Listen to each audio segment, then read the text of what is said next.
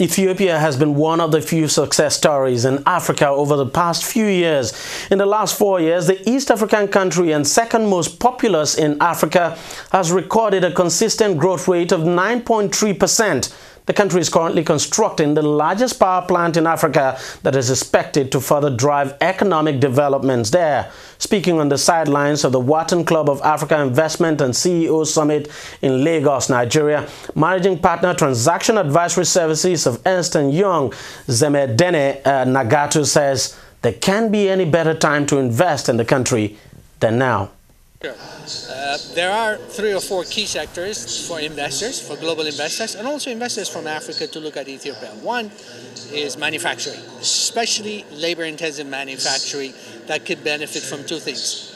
Very cheap electricity. Ethiopia has the cheapest per kilowatt electricity cost of any country in the world, which is 4 US cents. The second part of it is affordable labor. So if you look at, for example, how China developed over the last 30 years, it was on the back of a very large productive labor force, which is now becoming affluent, which is becoming more and more expensive. So labor costs in China, for example, are becoming very high, whereas by contrast in Ethiopia, it's still about 20 to 30% of what it costs in China. So when you combine those two, and of course, the infrastructural support that is being built, the roads, the power dams, as you know, Ethiopia is building the largest. Any industry that can take advantage of these elements, I think there should be. So manufacturing will be one of them. The second is, of course, agro-industry, especially value-added agro-industry. Not necessarily the farming, but the raw material that comes from the farm. It could be value-added coffee being exported to whether it's China, to Europe, other things, but anything related to agro-industry, because as you know, Ethiopia has a lot of fertile land. It's a very large country. That, I think, will be the third part of it is investments in infrastructure. It could be ownership of some of these infrastructural assets, but also primarily, as the Chinese are doing, for example, coming in and helping build the huge infrastructural needs of Ethiopia. Now, these are sort of the 3 key sectors. In addition to that, of course, from a domestic perspective, but also from investors' perspective, is the tourism sector, untapped. We, for example, have the largest airline in Africa. It flies to China, it flies to all around the world. Last year, it made more money than all African airlines combined. That means it has built up huge capacity.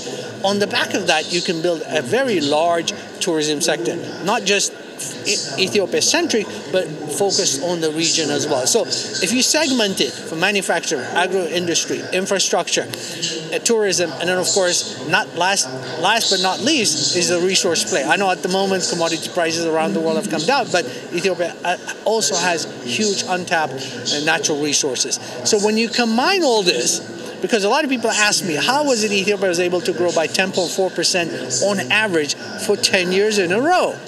Okay, these are some of the elements that has helped propel it.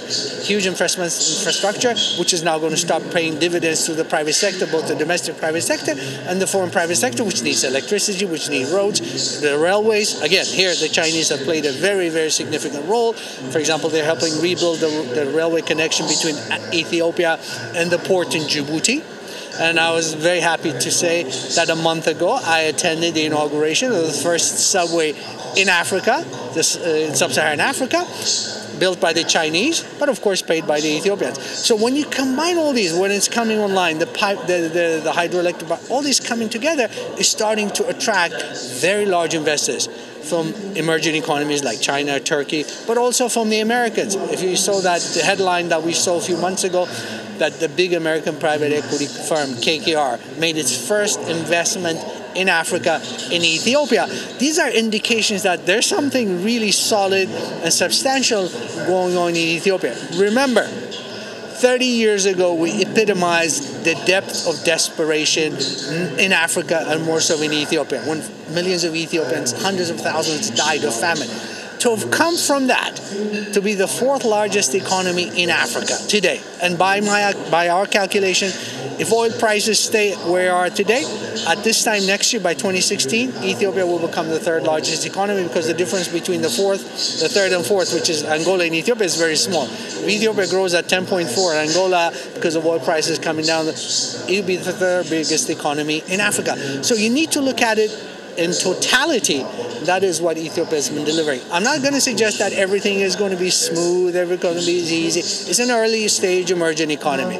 But for those who plan carefully, who know what they're doing, and pick the right sectors, aligning their strategies with the state's strategy, with the country's strategy, I think there's a lot of opportunity.